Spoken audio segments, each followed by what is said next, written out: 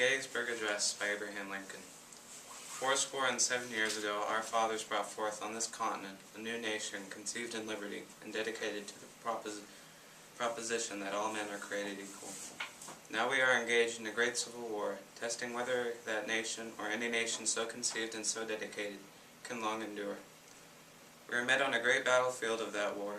We have come to dedicate a portion of that field as a final resting place for those who here gave their lives, that that nation might live. It is altogether fitting and proper that we should do this. But in a larger sense, we cannot dedicate, we cannot consecrate, we cannot hallow this ground. The brave men, living and dead, who struggled here, have consecrated it, far above our poor power to add or detract. The world will little note, nor long remember what we say here, but it can never forget what they did here. It is for us, the living, rather, to be dedicated here to the unfinished work which they who fought here have thus far so nobly advanced.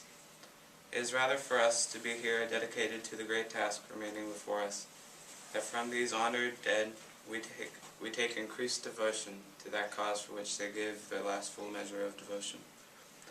That we here highly resolve that these dead shall not have died in vain, that this nation under God shall have a new birth of freedom, and that government of the people, by the people, for the people, shall not perish from the earth. Abraham Lincoln, November 19th, 1863.